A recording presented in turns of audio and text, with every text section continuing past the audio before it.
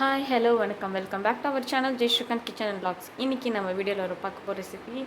So idli premix நம்ம பண்ண போகிறோம். So idli premix.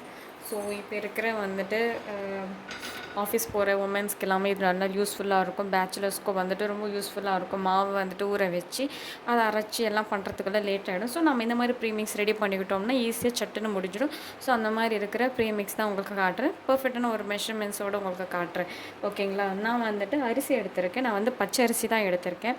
ஒரு கப்புக்கு எடுத்திருக்கேன். ஒரு கப் அப்படின்றது வந்து 150 கிராம்ஸ்க்கு வந்து எடுத்திருக்கேன். அதுக்கப்புறம் உளுந்து வந்துட்டு அது வந்துட்டு ஒரு 65 கிராம் எடுத்திருக்கேன் ஒரு 1/4 கப்புக்கு. அதுக்கப்புறம் வந்துட்டு இது வந்து போஹா அப்படின்வாங்க, அவையல். ஸோ இந்த அவல் வந்துட்டு வெள்ளதை திக்காக இருக்கிறது எடுத்திருக்கேன். இது வந்து 1/4 கப்புக்கு தான் எடுத்திருக்கேன்.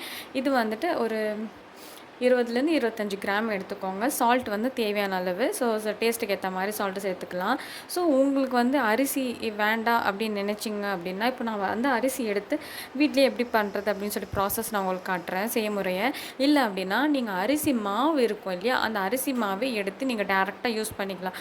அரிசி மாவு மட்டும் எடுத்து வச்சுக்கிட்டா போதும். இன்னும் உங்களுக்கு வந்து சிம்பிளாகிடும். இது வேண்டாம் அப்படின்னா இது ஸ்கிப் பண்ணிக்கிறீங்க அப்படின்னா வெறும் அரிசி மாவு, இதே மாதிரி உளுந்து சேம் மெஷர்மெண்ட் உளுந்து எடுத்துக்கோங்க. இதே 150 கிராமுக்கு எடுத்துக்கோங்க. அவ்வளோதான், முடிஞ்சிச்சு. ஸோ எப்படி பண்ணுறதுன்னு பார்க்கலாம். இப்போ நான் வந்து பேன் வச்சுருக்கேன். ஸோ பேனும் வந்துட்டு கொஞ்சம் நல்லா சூடாக இருக்குது. இப்போ வெறும் வந்துட்டு அரிசி எடுத்துக்கலாம். ஸோ அரிசியை வந்துட்டு கொஞ்சம் இதோட மாய்ஸ்சரைசிங் போகிற வரைக்கும் நம்ம ஃப்ரை பண்ணிக்கணும். அப்போ தான் வந்துட்டு எல்லாமே மாய்ஸ்சரைசிங் போகிற வரைக்கும் நம்ம ஃப்ரை பண்ணால் தான் அது கொஞ்சம் நாளைக்கு வந்து இருக்கும். ப்ரீமிக்ஸ் வந்து ஒரு ஏர்டைட் கண்டெய்னரில் போட்டு வச்சுட்டோம் அப்படின்னா சூப்பராக நிற்கும். ஸோ இது வந்து லோ ஃப்ளேம்லேயே நான் வந்து ஃப்ரை பண்ணிக்கிறேன். இந்த ப்ராசஸ் வேண்டாம் அப்படின்னா நீங்கள் வந்துட்டு நேராக அரிசி மாவே எடுத்துக்கலாம். நம்ம கடையில் வந்துட்டு ரெடிமேடாக இருக்கும், அந்த அரிசி மாவே எடுத்துக்கலாம் நீங்கள். ஸோ இது வந்துட்டு அரிசி இருக்கு இல்லையா, அது வந்துட்டு எப்படி மாறும் பாருங்கள். ஸோ இந்த மாதிரி கொஞ்சம் ஃப்ரை பண்ணுறதுனால கொஞ்சம் நமக்கு வந்துட்டு நல்லாயிருக்கும். இதெல்லாம் ஆற வச்சுக்கலாம். ஸோ இது மட்டும் ஆகட்டும். ஸோ இப்போ அரிசி பார்த்திங்கன்னா ஒரு மாதிரியே வந்துட்டு கொஞ்சம் சேஞ்ச் ஆகிருக்கு. உங்களுக்கு அந்த டிஃப்ரென்ஸ் தெரிஞ்சிருக்கும். அரிசி நார்மலாக இந்த மாதிரி இருக்காது, கரெக்டுங்களா? ஸோ அரிசி வந்து நல்லா வறுத்து எடுத்தாச்சு. ஸோ இப்போ வந்து நான் இந்த ஒரு பிளேட்டில் மாற்றிக்கிறேன். இது நல்லா கம்ப்ளீட்டாக ஆறினதுக்கப்புறமா இது தனியாக வந்து பவுடர் பண்ணிக்கலாம். இப்போ நெக்ஸ்ட்டு வந்துட்டு உளுந்தும் வந்துட்டு அவல் வந்துட்டு ரெண்டுமே சேர்த்து நம்ம கலர் சேஞ்ச் ஆகிற வரைக்கும், கலர் ரொம்ப சேஞ்ச் ஆக தேவையில்லை, ஓரளவு கலர் சேஞ்ச் ஆனாலே போதும். இப்போ ரெண்டுமே சேர்த்துட்டு இதோட மாய்ஸ்சரைசிங் போகிற வரைக்கும் நம்ம வறுத்துக்கலாம். இதுவும்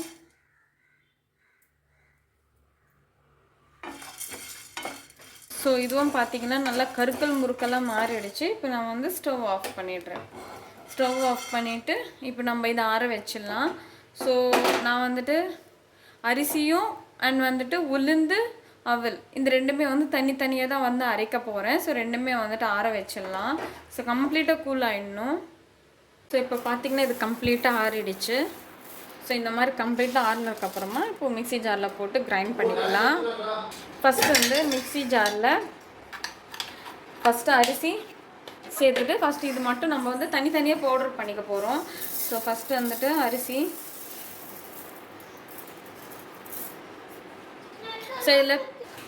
வந்து பவுடர் பண்ணிவிட்டு தனியாக எடுத்து வச்சிடலாம். அதுக்கப்புறம் உளுந்து இந்த அவலும் தனியாக வந்து எடுத்து வச்சுக்கலாம். ஸோ இது வந்து பவுடராக பண்ணி ஆயிடுச்சு பாருங்கள். ஸோ அரிசி மாவு ரெடி. ஸோ இது தனியாக ஒரு பிளேட்டில் எடுத்து வச்சிடலாம். ஸோ அரிசி மாவு எடுத்து வச்சாச்சு. நெக்ஸ்ட்டு உளுந்து அவியல். ஸோ இது மட்டும் வந்து நல்லா ஃபைன் பவுடரை நம்ம அடிச்சுக்கிறோம். இதுவும் வந்துட்டு ஆல்ரெடி ரெடி பண்ணி வச்சிட்டோம் இல்லையா. இப்போ இது மட்டும் நல்லா ஃபைன் பவுடர், ஏன்னா ஃபைன் பவுடர் பண்ணிவிட்டு நம்ம சலிச்சு எடுத்துக்க போகிறோம்.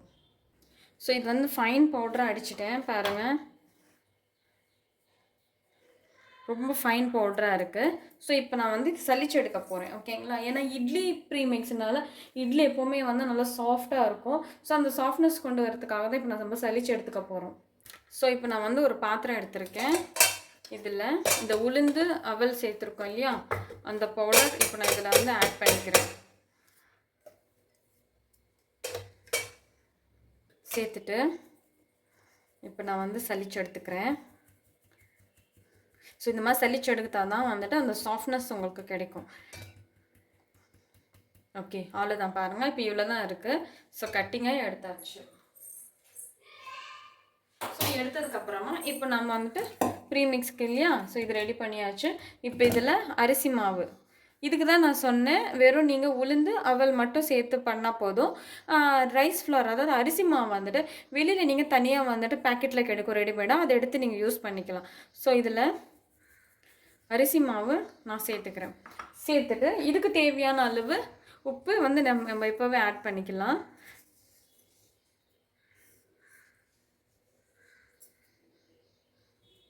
ஸோ தேவையான அளவு உப்பு நான் ஆட் பண்ணிக்கிட்டேன். அவ்வளோதான். இப்போ என்ன பண்ண போகிறோம் அப்படின்னா, இது நல்லா வந்துட்டு விஸ்க் வச்சு நல்லா மிக்ஸ் பண்ணிக்க போகிறோம். இல்லை ஒரு ஸ்பூன் வச்சு நல்லா வந்துட்டு மிக்ஸ் பண்ணிக்க போகிறோம். ஸ்பூன் இல்லைன்னா இது. அவ்வளோதான், நம்மளுடைய இட்லி ப்ரீமிக்ஸ் ரெடி. இது வந்து ஒரு ஏர்டைட் கண்டெய்னரில் போட்டு வச்சுட்டிங்க அப்படின்னா ஒரு 3 மாதத்துக்கு உங்களுக்கு வந்து கெடாது. ஓகேங்களா, கெட்டு போகாமல் இதோட ஷெல்ஃப் லைஃப் பார்த்தீங்கன்னா 3 மந்த்ஸுக்கு ஒரு டப்பாலேயோ இல்லை ஏர்டைட் பாக்ஸில் வச்சுட்டு நீங்கள் க்ளோஸ் பண்ணி வைங்க. 3 மந்த்ஸ்க்கு வந்து நீங்கள் யூஸ் பண்ணிக்கலாம். இப்போ இது எப்படி யூஸ் பண்ணணும் அப்படின்னு உங்களுக்கு காட்டுறேன்.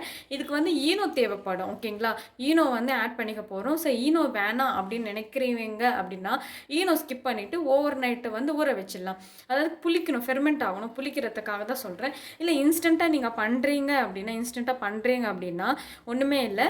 ஒரு கப்பு வந்து இந்த இட்லி ப்ரீமிக்ஸ் எடுத்துக்கிட்டு ஒரு 2 டேபிள் ஸ்பூன் வந்துட்டு தயிர் சேர்த்துக்கிட்டு ஈனோ வந்துட்டு 1/2 ஸ்பூன் நீங்கள் சேர்த்துட்டிங்கன்னா உடனே வந்துட்டு ஒரு 10 நிமிஷத்தில் நீங்கள் இட்லி வந்து சூடாக ரெடி பண்ணிக்கலாம். பட் ஈனோ வேண்டாம் அப்படின்னு நினைக்கிறவங்க வந்துட்டு ஜஸ்ட் இந்த ஒரு கப்புக்கு வந்துட்டு இந்த இட்லி ப்ரீமிக்ஸ் எடுத்துகிட்டு 2 டேபிள் ஸ்பூன் வந்து தயிர் சேர்த்து நல்லா தண்ணி போட்டு நல்லா மிக்ஸ் பண்ணி வச்சுக்கோங்க. தண்ணி ரொம்ப தேவைப்படும். தண்ணி சேர்த்து மிக்ஸ் பண்ணி வச்சுட்டு அதுக்கப்புறம் ஒரு நைட் ஃபுல்லாக ஊற வச்சுருக்கு. நல்லா புளிச்ச மாதிரி வந்துடும். உங்களுக்கு புளிச்ச மாதிரி வந்ததுக்கப்புறமா இட்லி நீங்கள் ஆட் பண்ணிக்கலாம். ஸோ நம்ம வந்து இட்லியை நம்ம இப்போ செய்யலாம். இன்ஸ்டண்ட்டாக பண்ணல, நான் ஓவர் நைட் பண்ணிக்க போகிறேன். ஸோ நான் வந்து ஓவர் நைட்டாக பண்ணிக்கிறதுனால நான் ஒரு கப்புக்கு வந்துட்டு அரிசி மாவு நான் எடுத்துக்கிறேன். ஸோ இட்லி ப்ரீமிக்ஸ் வந்து ஒரு கப்புக்கு எடுத்துக்கிறேன் நான்.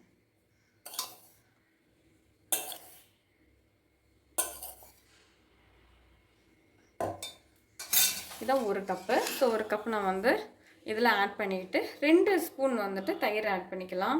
இன்னும் நீங்கள் வந்து புளிச்ச தயிர் எடுத்தால் கூட இன்னும் நல்லது தான். ஸோ நான் வீட்டில் செஞ்ச தயிர் இது 2 ஸ்பூன் நான் சேர்க்குறேன். இதை வந்து நல்லா மிக்ஸ் பண்ணிக்கிறேன். இப்போ கொஞ்சம் கொஞ்சமாக தண்ணி ஆட் பண்ணிக்கலாம்.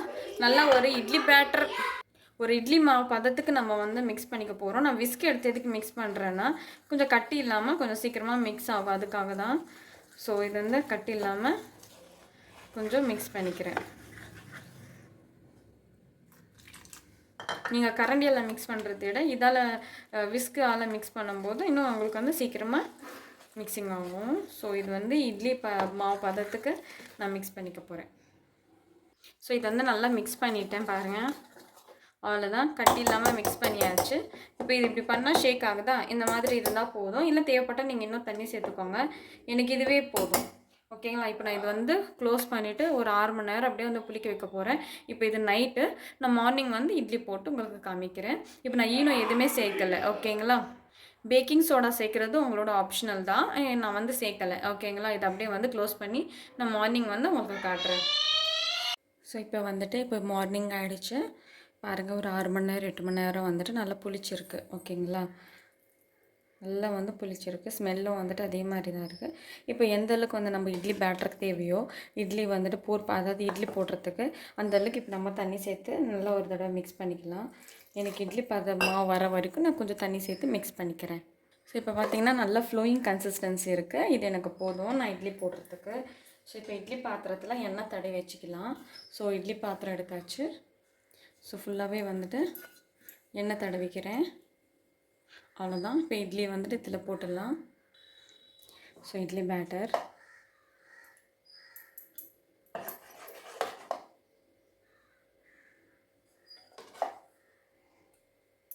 ஸோ இதே மாதிரி நீங்களும் வீட்டில் ட்ரை பண்ணுங்கள். இட்லி குக்கராக இருந்தால் இட்லி குக்கரில் ட்ரை பண்ணுங்கள். எங்கிட்ட வந்து இட்லி குக்கர் இல்லை, நார்மலாக வந்து இட்லி பாத்திரம் தான் இருக்குது.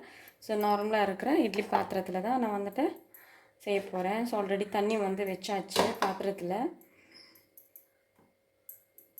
ஸோ பாத்திரத்தில் தண்ணி வச்சுட்டேன். இதை அப்படியே இறக்கிட்டு நம்ம வந்து இட்லி செஞ்சிடலாம். ஸோ இட்லி பாத்திரத்தில் தண்ணி வச்சுருக்கேன். இது இறக்கிட்டு ஒரு லோ ஃப்ளேமில் நான் வந்து ஹை ஃப்ளேமில் தான் வைக்க போகிறேன். ஓகேங்களா? ஸோ ஹை ஃப்ளேமில் ஒரு 20 நிமிஷம் வச்சோன்னா நம்மளோட இட்லி சூடான இட்லி ரெடி. ஸோ இப்போ வந்து நம்ம இட்லி ஓப்பன் பண்ணி பார்த்துடலாம். நல்லா சூப்பராக வந்திருக்கு. ஒட்டவே இல்லை, சூப்பராக வந்திருக்கு. அவ்வளோதான், நம்மளோட இட்லி ரெடி. நான் எடுத்து சட்னி இல்லைனா சாம்பார் கூட வச்சு நான் சூப்பராக சாப்பிட போகிறேன்.